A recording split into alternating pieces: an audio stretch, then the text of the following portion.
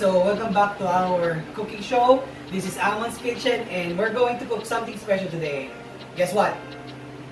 Sinigang. Coming right up.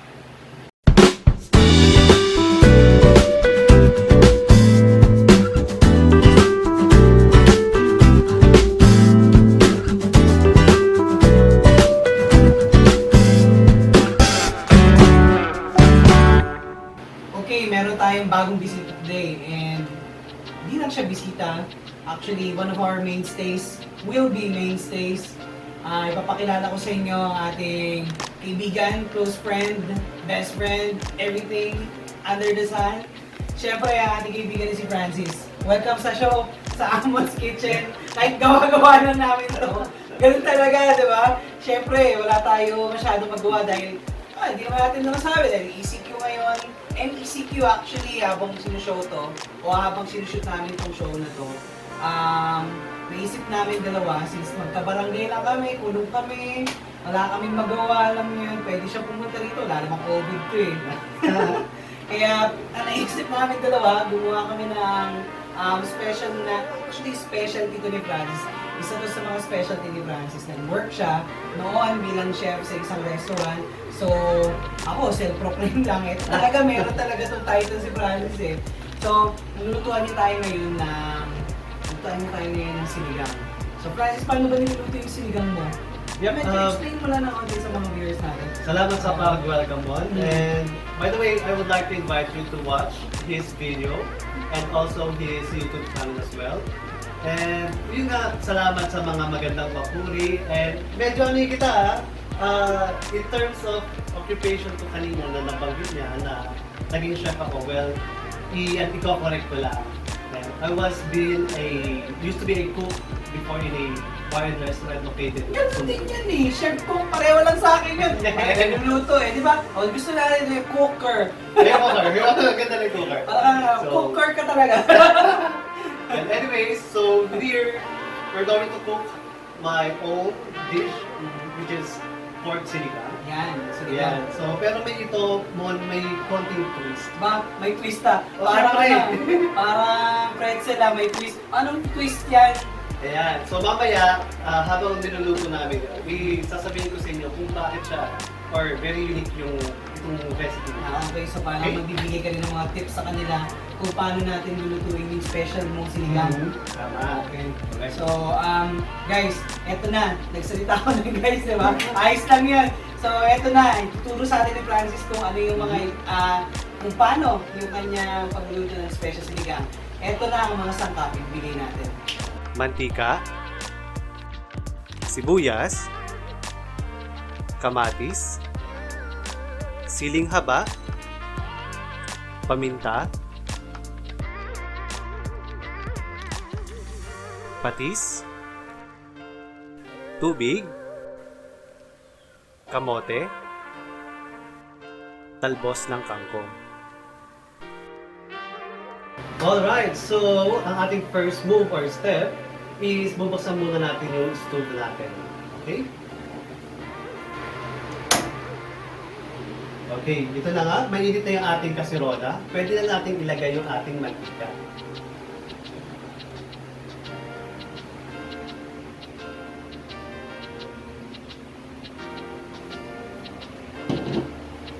Yan, siguraduhin po natin na mainit yung ating mantika bago natin ilagay yung ating pork meat.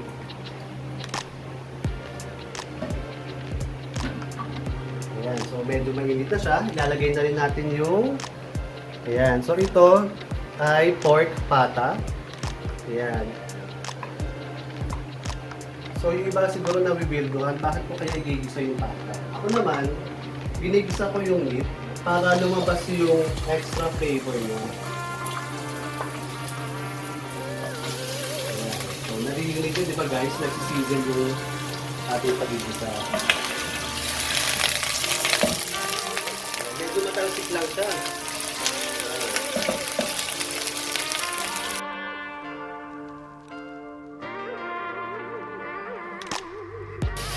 So, lalagay natin yung patis. Okay? Maganda na.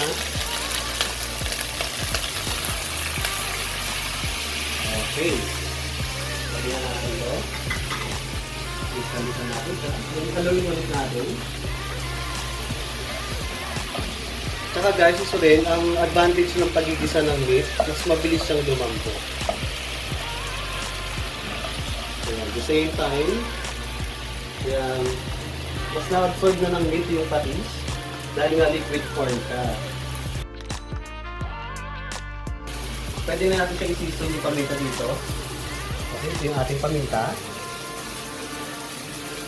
Okay. Siyempre, depende sa trip nyo kung anong gusto nyo. Ako kasi, mas gusto ko yung hindi naman sa alis na paminta, pero at least may paminta. Okay?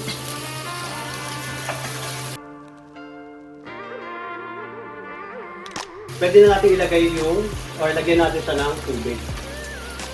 Ayan, tapos isi-simmer natin siya for at least 10 to 15 minutes. Ito approximately mga 4 cups to guys.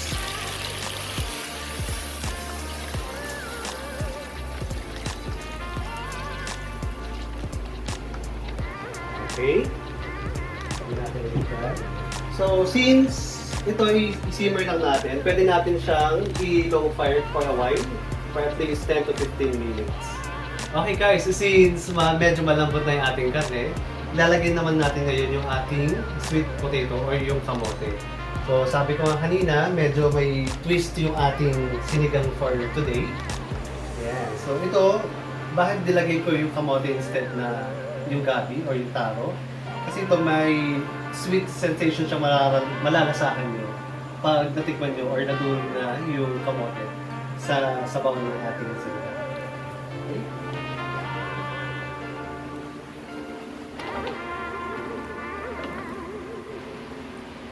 Okay, so haluin lang natin.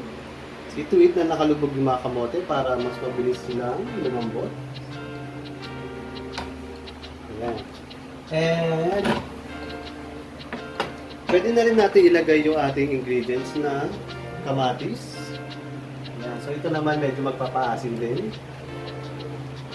At i-maximum nyo pala yung apoy natin.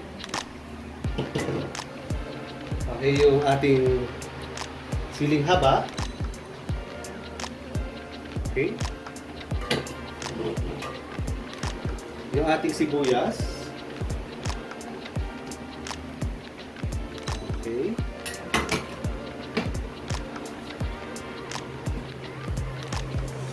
Okay, ito guys, pag lumambot na yung kamote, pwede nyo nang ilagay yung sinigang mix.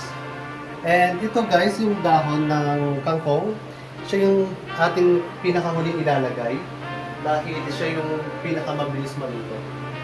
Okay, for now, tatakpan ulit natin siya for about 10 to 15 minutes or until lumambot yung kamote. Okay?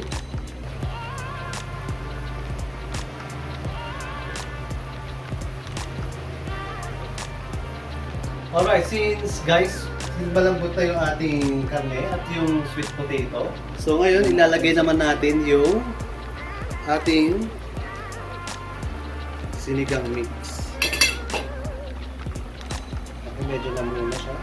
Kasi ito yung na-even yung pagkaka-distribute niya sa pot para hindi siya mamuo. Okay. Haluin natin siya. Para, kasi kita nyo guys, kumakapit siya sa karne. So, may tendency na pag ito ay kumapit sa karne at nalasahan nyo or nakain nyo, napaka-asin. Haluin natin. So, after 3 minutes guys, ayan, so pwede na natin ilagay yung dahon ng kangkong. So, since ito guys, almost done na siya, pwede na natin ilagay yung ating kangkong. Okay? So, kangkong. Lagay lang. Okay. After that, see to it na malulubog siya sa sabaw. Okay, for this time, lakasan natin yung apoy. Yan. Once nalagay nyo na yan guys, pwede siyang itakpan na huwag nyo tatakpan ng totally ha. Ganyan lang. At least nakakalabas yung steam niya para hindi masyadong overcook yung kangkong. After that, pwede nyo nang, after 3 minutes, pwede nyo nang patayin yung stove. Okay? And mamaya transfer natin siya sa ating bowl.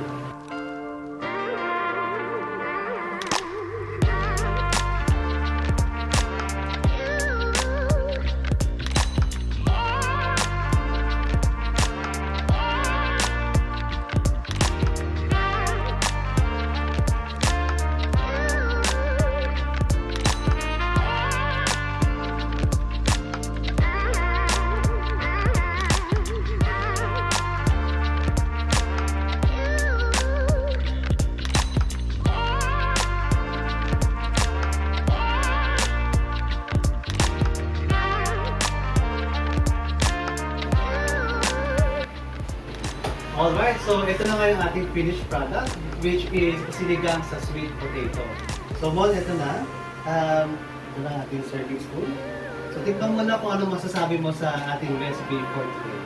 Actually, kanina habang nasa labas ako, amoy na amoy yung aroma nung yung sinigang mo, Francis eh. Thank you. Alam mo naman, pagdating sa pagkain, mabilis tayo dyan eh. Totoo. Kaya, medyo nagugutom na rin ako, no? Lalong-lalo na ngayon, parang medyo maulan and tama-tama yung masarap na may sabaw, di ba? Pagka Yeah. maulan. Sintensyahan na natin yung kanyang sinigang na sa kamote, tama? Yes. Tignan natin. Okay. Huwag na natin patagalin to. Excited na ako tikman yung sinigang ni Francis. Thank you. Ayan. Nako, ito oh. Nakikita mo pa lang ang lambot niya na oh. Maganda yung consistency ng ng sabaw. Oo, napaka-thick niya. Alright, ito na. Aso yan, pero napakasarap. Tama-tama na yung aso niya.